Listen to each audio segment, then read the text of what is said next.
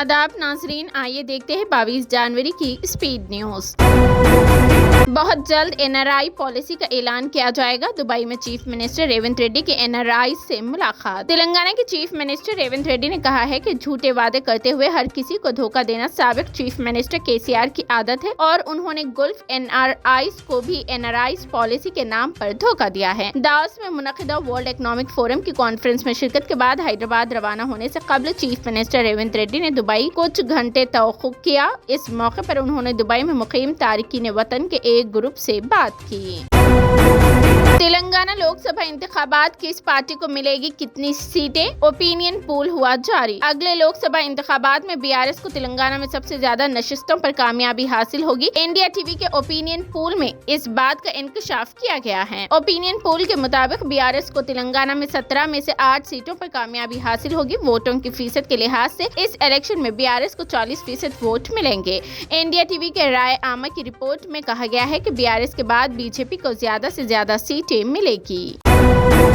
ये बीआरएस के कारगुजार सदर केटीआर है। जी हाँ, ये सच है। आप सोच रहे होंगे कि हमेशा छोटे बालों और क्लीन शेव में रहने वाले केटीआर ने बड़े बड़े बाल और दाढ़ी कब रख ली। दरअसल पूरी बात ये है कि ये उनकी हकीकी तस्वीर नहीं है, बल्कि बीआरएस पार्टी से ताल्लुक रखने वाले केटीआर की किसी चाहने वाले ने इस तरह की तस्वीर एडिट करके उन्हें रवाना किया है और वो फोटो पसंद आने पर केटीआर ने इस तस्वीर को ट्विटर पर शेयर किया है।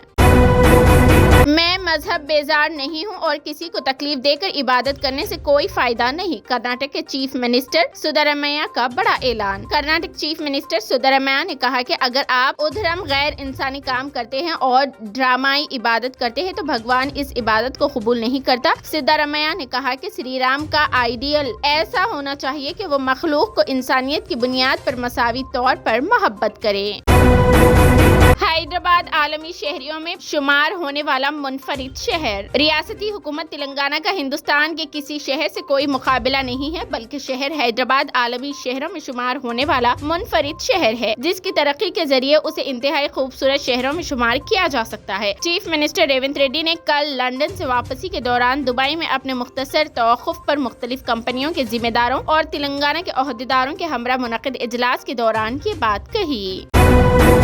कड़ाई की ठंड के दरमियान स्कूलों में फिर बढ़ा दी गई छुट्टियां। जानिए कब खुलेंगे स्कूल। शदीद सर्दी के दरमियान स्कूल की छुट्टियों में एक बार फिर तोसे कर दी गई है। तातीलात में तोसे के बाद अब स्कूल 27 जनवरी के बाद ही खुलेंगे। सख्त सर्दी के दरमियान चंडीगढ़ के स्कूल की तातीलात एक बार फिर बढ़ा दी गई है। रियासत में शदीद सर्दी की वजह से इतवार को स्कूल में मौसम सरमा की तातीलात बढ़ा दी गई है।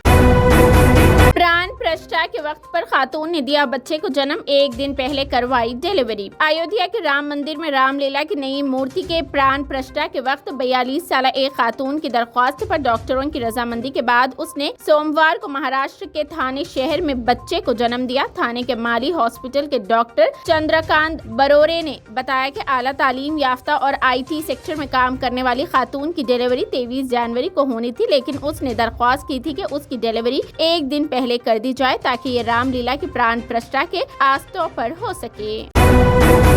ज्ञानवापी मस्जिद के सख्त सिक्योरिटी में वजूखाने की सफाई हुई मुकम्मल। उत्तर प्रदेश के वाराणसी में वाक़ ज्ञानवापी मस्जिद में वजूखाने की सफाई मुकम्मल हो गई है। मौसूला इत्तलात के मुताबिक वाराणसी के जिला मजिस्ट्रेट की निगरानी में म्युनिसिपल कॉर्पोरेशन और फिशरीज डिपार्टमेंट के सफाई अमले ने वजूखाने की सफाई का काम मुकम्मल कर लिया है। इस दौरान वजूखाने में तकरीबन 17 मुर्दा मछलियाँ पाई गयी, जबकि 28 मछलियाँ जिंदा पाई गयी है। मालूमात के मुताबिक ज्ञानवापी के वजूखाने का पूरा पानी 3 पंपों से निकाला गया। बताया जा रहा है कि जिंदा मछलियों को अंजुमन इंतजामिया के हवाले कर दिया गया।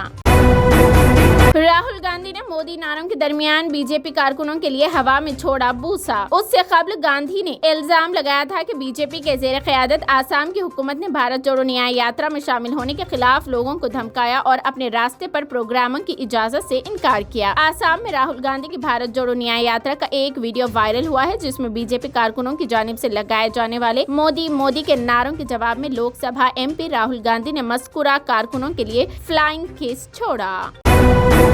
ट्रांसजेंडर से लव मैरिज, तेलंगाना में अजीब और गरीब वाकया। इंस्टाग्राम पर दोस्ती फिर मोहब्बत और उसके बाद एक नौजवान ने ट्रांसजेंडर से शादी कर ली। रियासत तेलंगाना के जिला खम्मम में यह अजीब और गरीब वाकया पेश आया। आंध्र प्रदेश से ताल्लुक रखने वाले नंदू नामी नौजवान की दोस्ती 3 साल कबल इंस्टाग्राम पर एक जंखा से हुई, जिसकी शनाख्त नकश्तरा के तौर पर की गई है। उनकी दोस्ती मोहब्बत में बदल गई और उन दोनों ने शादी करने का फैसला किया। नंदू के घर वाले इस तरह की शादी के लिए रजामंद नहीं थे। वो चाहते थे कि उसके बेटे की जिंदगी में भी कोई लड़की आए। ताहम नंदू सिर्फ नकश्तरा से शादी का ख्वाहिशमंद था। उसने घर वालों की रजामंदी के बगैर नकश्तरा से शादी का फैसला किया। खम्मम की एक मंदिर में उन दोनों की शादी अंजाम पाई। तीसरी जिन से ताल्लुक रखने वाले एक ग्रुप ने उनकी शादी करवाई।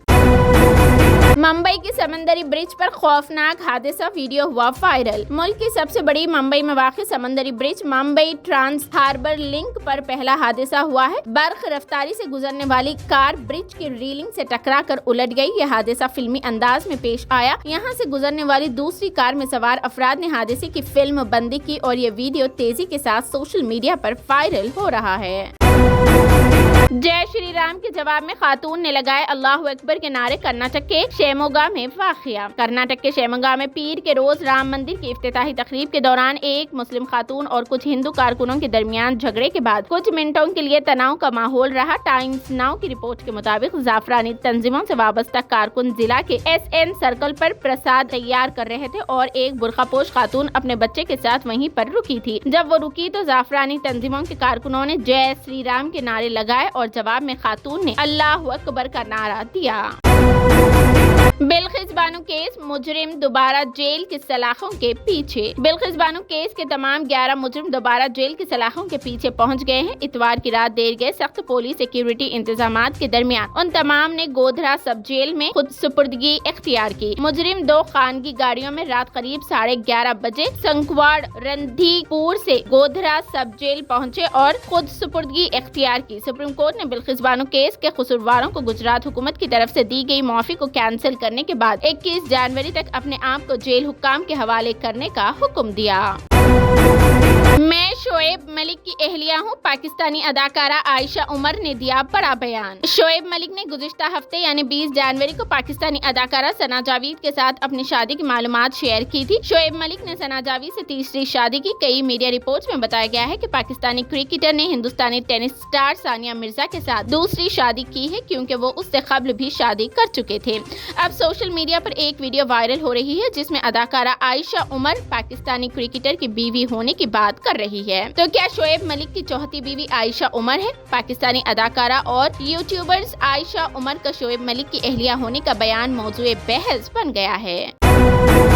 सैफ अली खान अचानक हुए हॉस्पिटल में दाखिल, ऑपरेशन थिएटर में चल रही है सर्जरी। बॉलीवुड के नवाब सैफ अली खान से मुतालिक एक अहम जानकारी सामने आ रही है। अदाकार सैफ अली खान से मुतालिक एक बुरी खबर सामने आई है। अदाकार की हालत खराब है और उन्हें अचानक हॉस्पिटल में दाखिल कराया गया है। सैफ अली खान इस वक्त मुंबई के कोकिला बैन हॉस्पिटल में दाखिल है और उनका इलाज चल रहा है। उनकी एहलिया और बॉलीवुड अदाकारा करीना कपूर खान भी फिलहाल हॉस्पिटल में ही मौजूद है। खबर आई है कि सैफ अली खान की इस वक्त सर्जरी की जा रही है।